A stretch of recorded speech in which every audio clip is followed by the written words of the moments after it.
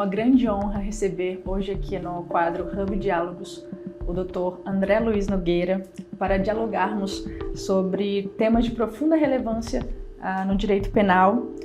E nessa oportunidade trago à discussão um tema sensível, atual e que demanda uma atenção redobrada por parte de todos os operadores do direito, que seria a legalidade da tramitação direta dos inquéritos policiais entre Ministério Público e autoridade policial, especialmente diante dos parâmetros fixados pelo STF no julgamento das ADIs 2943, 3309 e 3318, e também sobre o cancelamento do tema de repercussão geral 1034, Supremo Tribunal Federal. André, muito obrigada por aceitar participar aqui desse quadro. Vai ser uma grande honra poder te ouvir e saber suas considerações a respeito deste tema. Muito obrigado, doutora Emanuela, agradeço muito. É uma honra estar aqui participando desse bloco. O Hub está crescendo bastante, uma plataforma de grande sucesso, de muitos seguidores, e tem contribuído bastante para os profissionais, para os operadores do direito, trazendo bastante conhecimento, e a jurisprudência do próprio tribunal, do Supremo, do STJ, que tem aí contribuído bastante para o aperfeiçoamento da jurisdição. Então, fico muito honrado de estar aqui, vai ser um prazer fazer esse diálogo aqui com você. Então, começando aqui com os nossos debates, eu queria te perguntar o seguinte: considerando que o STF ele fixou essa obrigatoriedade de autorização para prorrogações, de prazo nas investigações conduzidas pelo Ministério Público, eu queria saber sobre a questão da constitucionalidade.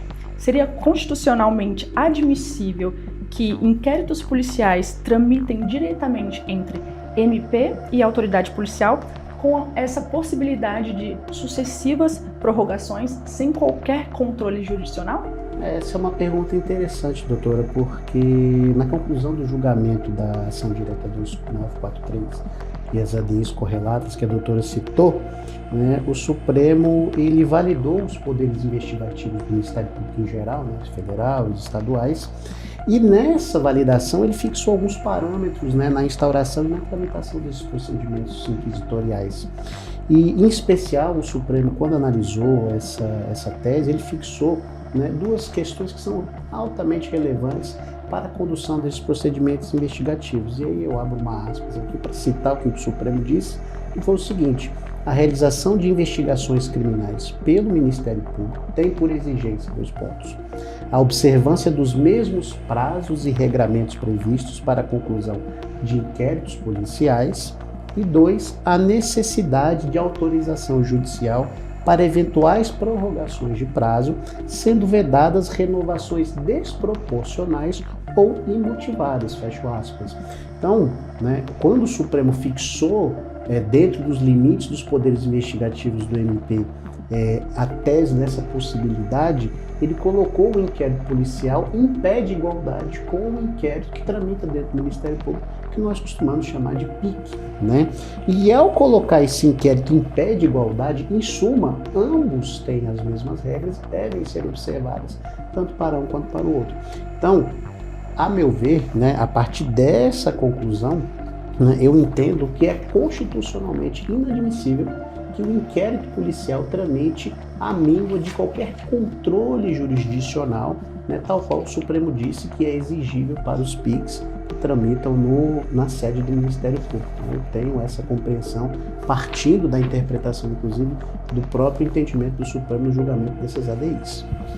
É interessante essa sua pontuação e tem esse caráter de poder concorrente, tanto da autoridade policial quanto da parte do Ministério Público, e aí a gente vê o Ministério Público como um papel, faz um novo papel ali na parte da investigação. O poder acusador toma um protagonismo ainda maior quando a gente está falando sobre investigação nessa temática dos PICs, Exatamente. E olha que interessante, se para o Ministério Público, que conduz um procedimento investigativo criminal, é necessário que toda e qualquer prorrogação de prazo deva passar pelo controle judicial, porque o inquérito policial, cuja autoridade policial sofre a fiscalização né, constitucional do Ministério Público das suas atividades, não poderia também receber o mesmo tratamento. Para mim é obrigatório que tanto o inquérito policial, assim como já decidido pelo Supremo no inquérito do Ministério Público, eles têm que passar diretamente pelo controle judicial de todo e qualquer pedido de prorrogação, para evitar excessos de prazo, condução de inquérito por longos prazos sem um desfecho final. Então é fundamental o controle do Poder Judiciário. Nós sabemos que o Ministério Público, constitucionalmente, ele exerce o papel de fiscal da atividade externa policial, né? Mas, se esse papel fica prejudicado por parte da fiscalização dessa atividade e os inquéritos se prolongam demais no tempo, nós temos aí violações de direitos e garantias constitucionais de um cidadão que está submetido à persecução do Estado. Por isso que é importante sempre o Poder Judiciário, né, fiscalizar essa atividade. E André, como você avalia, então, os impactos do recente cancelamento do tema 1034 da repercussão geral? Eu queria saber se essa decisão, ao seu ver, de algum modo, essa consolidação de parâmetros objetivos de controle sobre a atuação investigativa do Ministério Público. O cancelamento do tema de repercussão geral 1034 pode até transparecer uma ideia para nós de que o Supremo deixou de decidir, né, um tema de alta relevância sobre o páreo ali do efeito erga omnes ou do efeito repetitivo. Mas, na verdade, o que aconteceu é que nos motivos da decisão, né, do ministro Alexandre de Moraes ao cancelar o tema 1034, ele repristinou aquilo que o Supremo decidiu na ADI 6298, que reconheceu a competência, a constitucionalidade, né, da Lei do Juiz das Garantias. E ao reconhecer na ADI 6298 e correlatas, né, a constitucionalidade da Lei do Juiz de Garantias, o Supremo explicitamente deixou consignado que a competência da União para legislar sobre matéria processual, inclusive em relação à tramitação de inquérito policial e de procedimentos de investigação do MP, com a imprescindibilidade da atuação do Poder Judiciário. Então esse foi a ratio, né, de um ponto de vista externado na ADI 6298, quando reconheceu a validade do juiz de garantias. E, obviamente, que esta compreensão, ela serviu aos propósitos daquilo que estava sendo discutido no tema 1034. Né? Portanto, a questão abstrata discutida ali no tema 1034 já acabou, foi decidida pelo Supremo nas ADIs, quando validou o juiz das garantias. E aí eu trago até um parênteses para dizer que sobre esse aspecto, né, não vejo nenhum impacto negativo para os parâmetros de controle da ADI do Supremo, que reconheceu os poderes investigativos do MP, até porque elas estão, né, em pé de concordância com as teses. Existe ali, entre as decisões do Supremo, uma uniformidade, uma coerência de entendimento.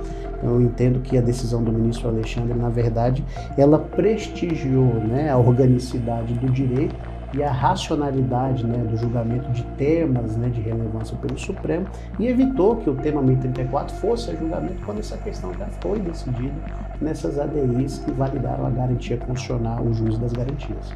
E quando há, nesse sentido, inquéritos com pedidos sucessivos de prorrogação de prazo, todos nessa seara, a míngua de controle jurisdicional e com justificativas genéricas, a gente está diante de uma nulidade absoluta? Como você enxerga esse impacto sobre os atos investigatórios e a validade das provas eventualmente produzidas? Esse é um ponto interessante, porque ao mesmo tempo, né, em que não se pode prorrogar sucessivamente, né, pedidos de investigação à míngua de justificação, né, ou de forma imotivada, sem o controle judicial, né, obviamente que se isso ocorre, né, aquela prorrogação sem o controle judicial criou um vácuo de legalidade. E aquele período de prorrogação em que as provas foram produzidas, a meu ver, me sinto confortável para dizer que de tudo que a gente debateu aqui até esse momento, né, que essa prova ela é absolutamente nula.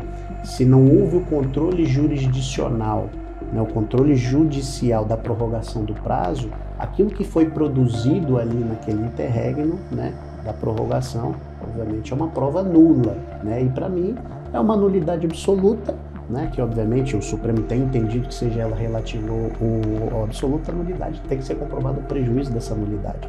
Né? Então, para mim, o prejuízo da nulidade está na própria ausência de controle jurisdicional do ato que gerou essa nulidade. E aí entra um ponto que a gente pode fazer um paralelo, né, para entender essa compreensão. Né, se a gente pode traçar um paralelo com a questão das interceptações telefônicas. Se a interceptação telefônica ela é anulada por ser imotivada ou por fundamentação deficiente, a prova dela derivada é uma prova absolutamente nula. Né? Então, a lógica processual, a lógica jurisprudencial sobre as interceptações telefônicas, né, que geram uma prova nula por conta do vício de fundamentação, né, também deve ser emprestada para o raciocínio de uma prorrogação de inquérito cuja prova naquele período foi produzida não havendo controle jurisdicional. E já que a gente está falando aqui sobre nulidade, eu trouxe um ponto, queria que você discorresse sobre a Resolução 63 do Conselho de Justiça Federal.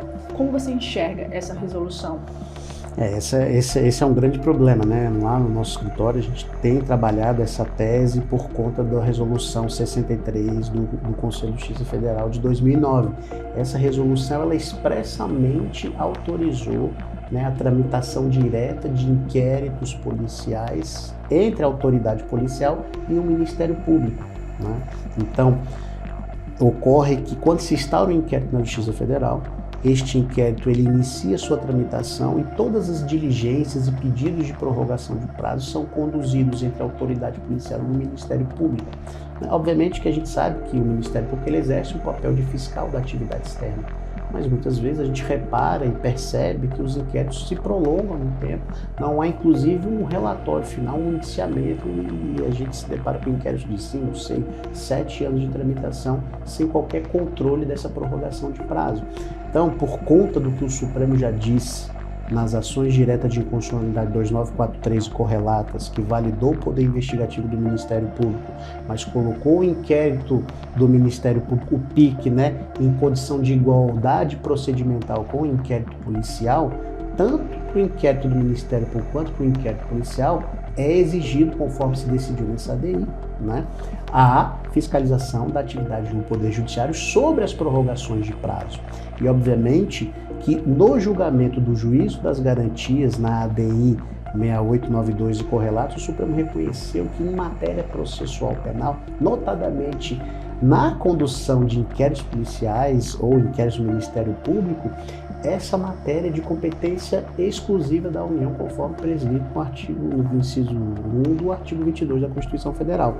E por isso, como o Supremo afirmou essa competência exclusiva, qualquer ato normativo que vá de encontro a esse preceito ou a essa compreensão, naturalmente ele é inconstitucional, seja na sua formação do ato, que não é o caso da resolução, ele não tem uma inconstitucionalidade formal, porque não vislumbramos ali nenhum vício na formação do ato normativo, porém, na sua essência, ele é materialmente inconstitucional, porque usurpou a competência da União para legislar sobre uma matéria que pertence a ela, processual.